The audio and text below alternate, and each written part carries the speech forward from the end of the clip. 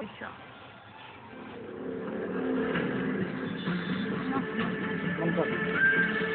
শিক্ষক ছাত্ৰ 12জন শ্ৰেণী 5টা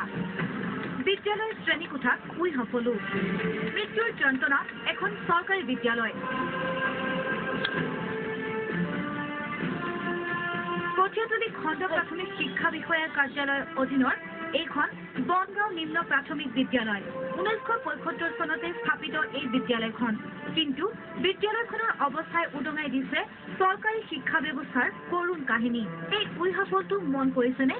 কাষতে থকা কেলাকচা সামগ্ৰী কাগজৰ টুকুৰা আৰু জাবৰ জোথৰ দেখি আপুনি হয়তো ভাবিছে এইটো ডাষ্টবিন সদৃশ কোনো ঠাই কিন্তু ভুল নকৰিব এইটো বনগাঁও নিম্ন প্ৰাথমিক বিদ্যালয়ৰ এটা শ্ৰেণী কোঠা ডবকা চহৰৰ পৰা প্ৰায় 7 কিলোমিটাৰ কোনো যান-বাহনেৰে যোৱাৰ পাছত পোৱা যায় এখন উলমা দলং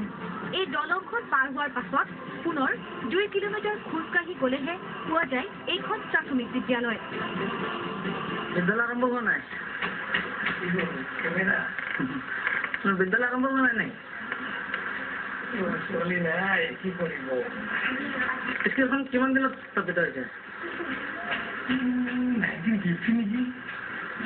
75 লিখা আছে মই এখন দৰবাৰতে আপুনি নতুন আহিছে মাত্ৰ জইনে কৰিছোঁ